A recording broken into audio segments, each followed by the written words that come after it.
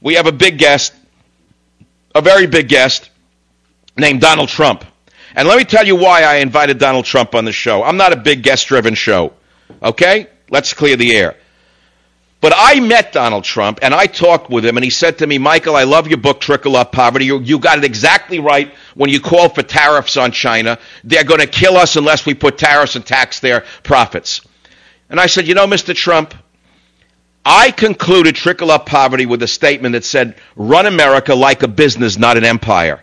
We need a tough-minded businessman like you to save this country. We don't need another double-talking politician.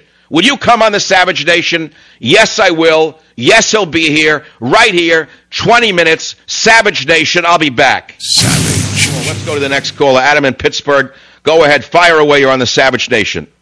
Thanks for taking my call, Dr. Savage. Quick comment. I think that if Donald Trump ran with Lieutenant Colonel West, I think it'd be an unbeatable ticket. Wow, that's some combo.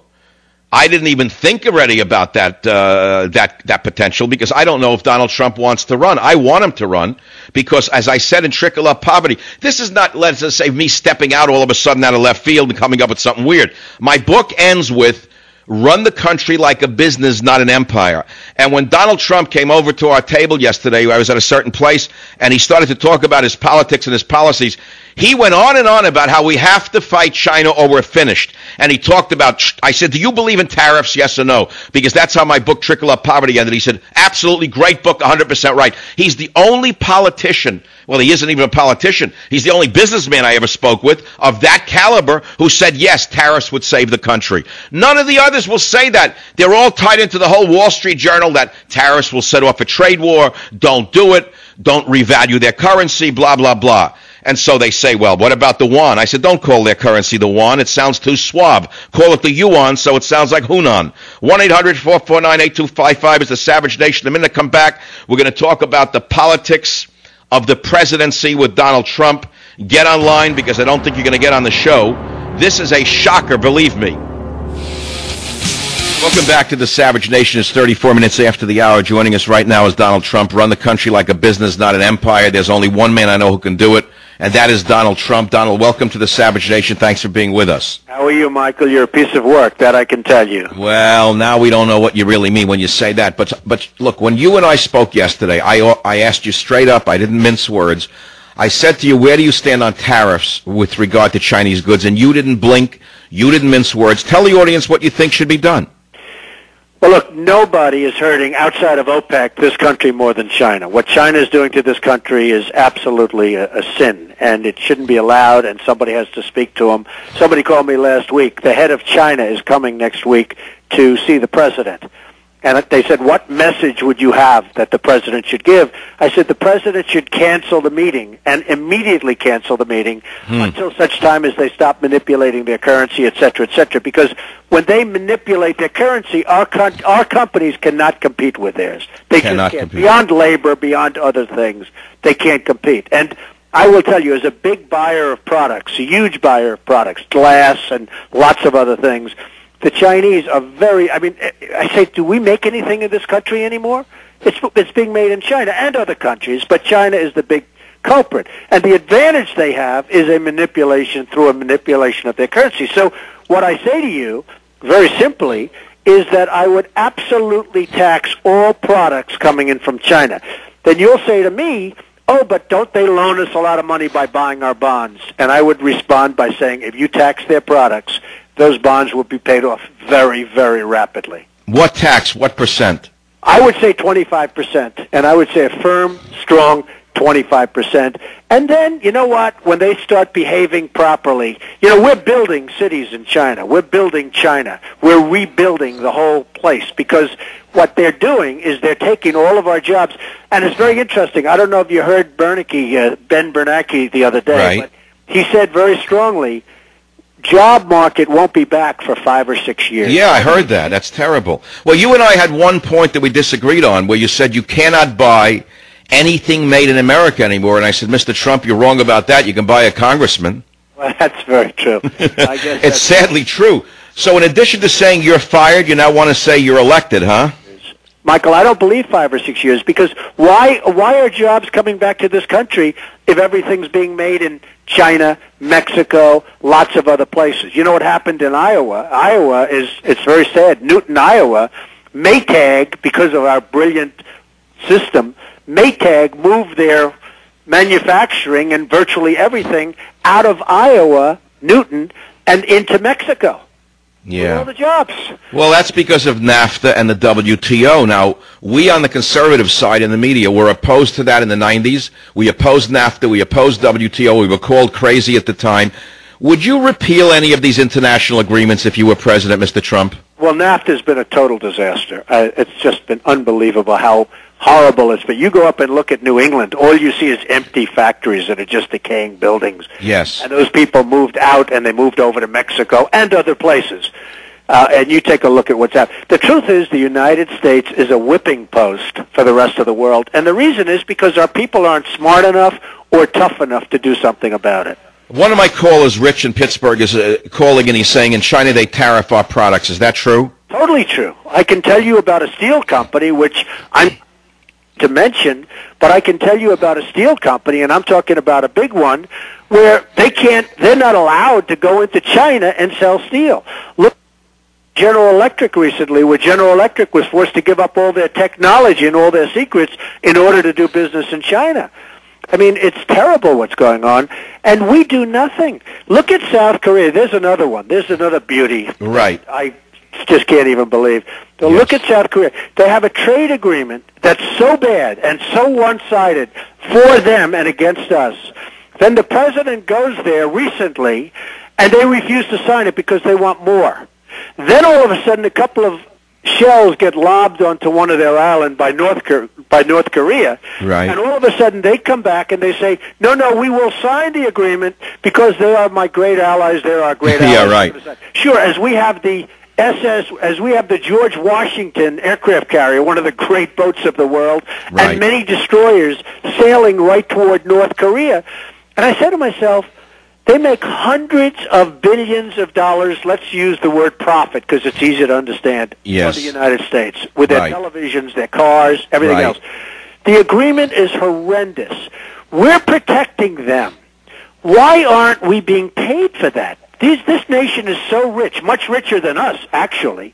But why aren't they paying when we sail those incredible ships over to North Right. Korea, which, by the way, cost millions of dollars an hour? Right. You know, what you're saying is why doesn't South Korea pay for the price of sailing the ships and the men going there to protect them? Is that what you're saying? Why doesn't South Korea pay us something? Which means, why don't we ask South Korea for something? I mean, for something. Instead, what do? They go out and they give us a trade agreement that only an idiot from our standpoint would sign. So it's a very, very sad situation. But Donald, if you were the chief executive of the United States of America, would you do some of the more controversial things that I've called for, such as, let's go to Iraq. Many men lost their lives, lost limbs, lost eyes. We lost our national honor in many ways. For what? They're sitting on a sea of oil. They've never given us a free barrel of oil. George Bush said that they would pay us back through oil. We never got one free barrel. Don't you think, for example, Iraq owes us a few 100 million barrels of oil in exchange for how many billions we spent there? Iraq has $15 trillion of oil sitting under its land. People don't realize after Saudi Arabia, they're the second nation for oil. Right. Now, we've spent $1.5 trillion, okay? Yes. They should pay us back. They should pay us back. Now, I don't know if that's necessarily the greatest example, only because, it's not like Iraq is, I don't know, a lot of people would say, did we really do them a favor? If you go over there, it's a total mess. Which, by the way, Iran will take over as soon as we leave. What we've done in Iraq is unbelievable. Yes. They've been fighting for hundreds of years, back and forth. Absolutely. They were equals. Now we've denuded Iraq, so that as soon as we leave, Iran will go in and take over that oil, which is very interesting. Well, look, when that war broke out, I said that this could be the greatest military blunder in American history. I hope Bush is right and not wrong, because if he's wrong, All that's going to happen is the Shia-dominated Iran is going to dominate Iraq, which was run by the Sunnis under Saddam, who was a balancing power to the Shia power within his own country in Iran. It was a complete mess. But let's look at Afghanistan. If you were president, would you pull the boys out of Afghanistan? I'd get out as soon as I could. Now, you have to understand, Michael, I'm a very, very hawkish person. I believe in really strong military, stronger than what we have right now. Right. I believe in all of that. So do I. What we are over there is policemen. Yes. What we are over there is policemen. You know, we didn't lose a war. If we pulled out, we won the war, but we're policemen over there. We're not meant to be policemen. You know, in my book, Trickle Up Poverty, Mr. Trump, I end it by saying, run America like a business, not an empire. And I went on the air tonight and I said, I finally have found a businessman who I think could run this country not only like a business, but as a business, because it is a business. Every nation fundamentally is a business, but you can't run a business at a loss, let us say, forever, can you? Well, I'd also say a business with compassion, because there are certain times where government really can help people, and that's a great thing. But, you know, when I look at, for instance, you mentioned Afghanistan. Think of this. $52 million was given to somebody in a suitcase to go to Afghanistan, right? Right. It ended up, and we just found this out, it ended up in Dubai. Now, Dubai is not doing well. Right. It ended up in Dubai. Now, you say to yourself, we give $52 million in cash. I mean, who ever heard of $52 million in cash? Numerous cash businesses. But my cash businesses, I watch closely. I have accountants watching the people. Then I have people watching those people.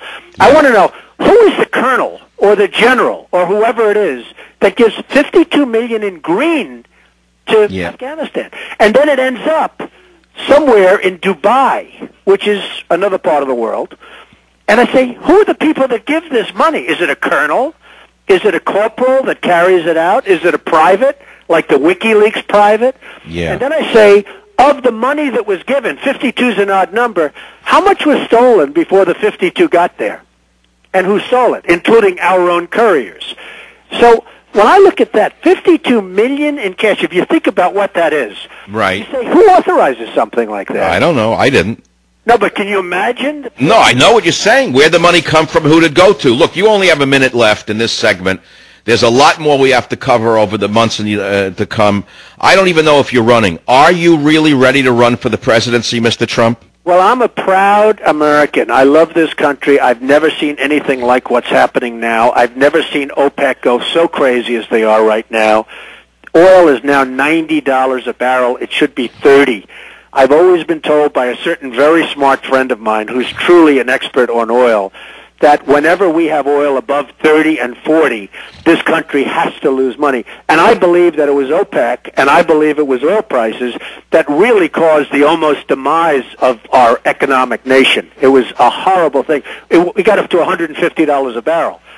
And at some well, it's a commodity that in essence is acting as a currency. That's what it comes down to. If we have inflation, the barrel of oil becomes the equivalent of the deflated dollar in reality to the Arab. In other words, he goes to New York and he wants to buy an apartment in Trump Plaza that was $10 million, and suddenly it's $15 million.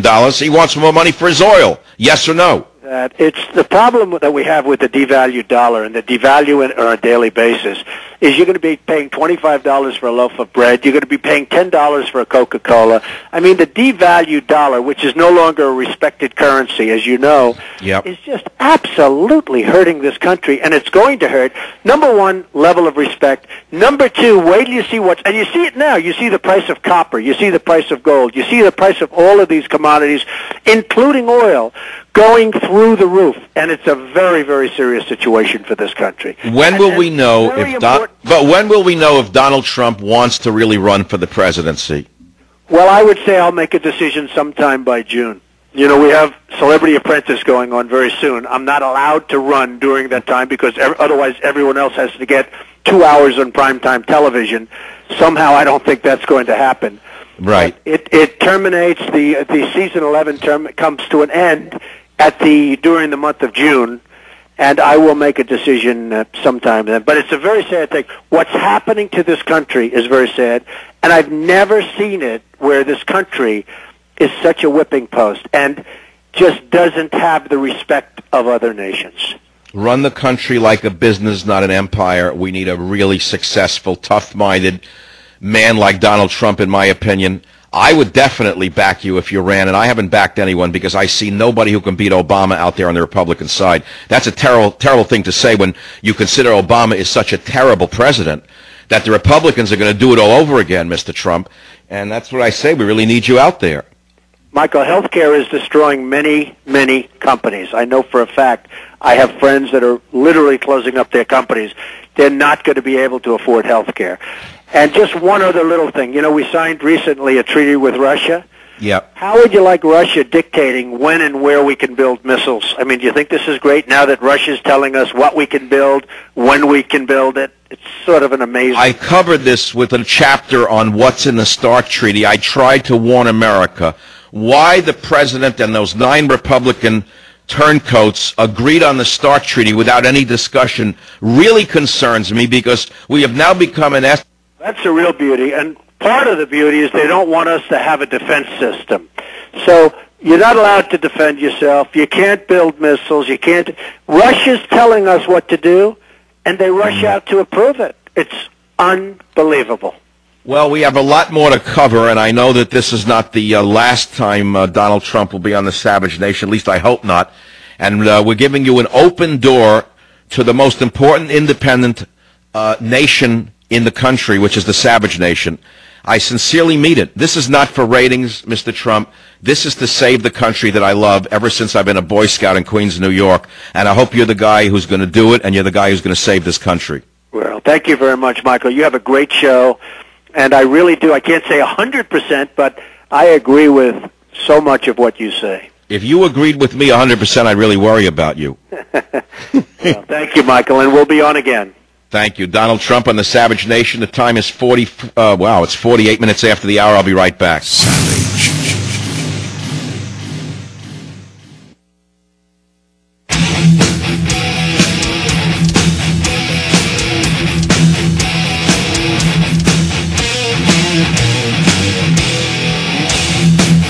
You know, years ago, I came up with the phrase compassionate conservatism, and it launched President Bush all the way to the White House. He used it, ran with it, didn't give me credit.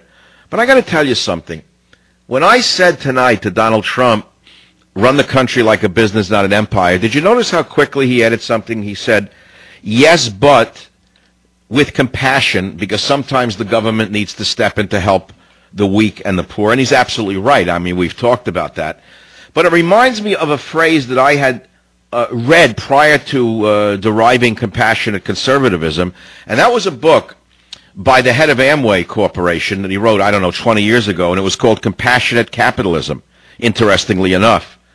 And as far as I am concerned, capitalism is the most compassionate of all economic systems on earth. There is, make no mistake about it, Marxism is the let us say, a death knell for any society. Socialism kills jobs, kills people, kills health care, you name it, takes the heart and soul out of a nation. It is only capitalism, when it's run rightly, that can deliver compassion. And that's why I think that that's not a bad phrase for him to run with, which is, you know, compassionate capitalism. It's not my phrase, but I think that Donald Trump should think about it if he really wants to run.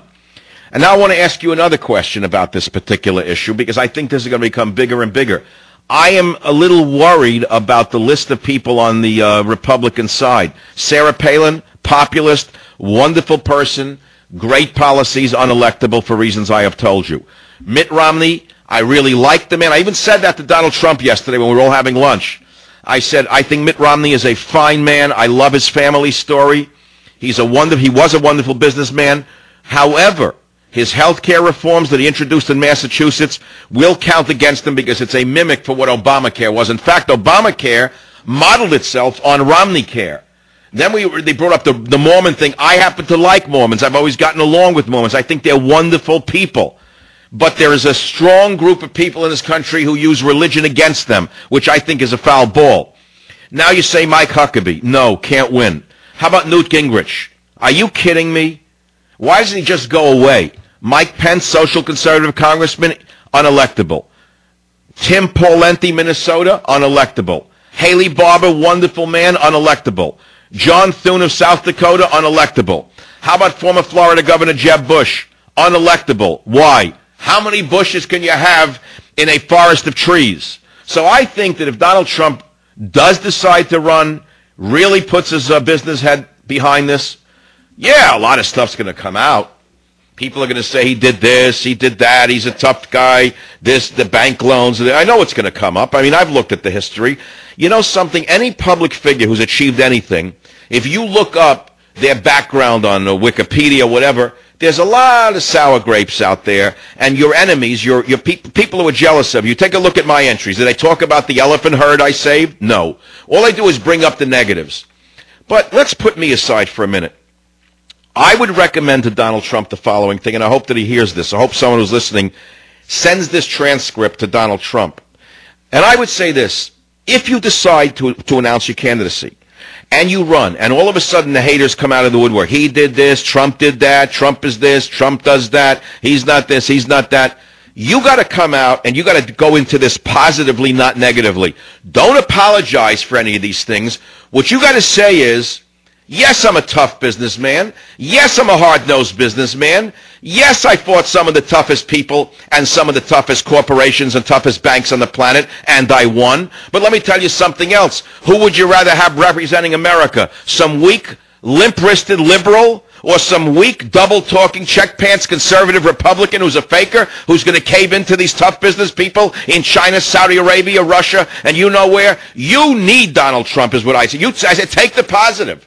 Go after it and tell him that you can do it. And one other thing, Mr. Trump, here's what I recommend. Just remember this. America loves a winner. They don't really care how you got there or how you get there at the end of the day. America loves a winner. And you, my friend, are the epitome of an American capitalist who wins. This is the Savage Nation.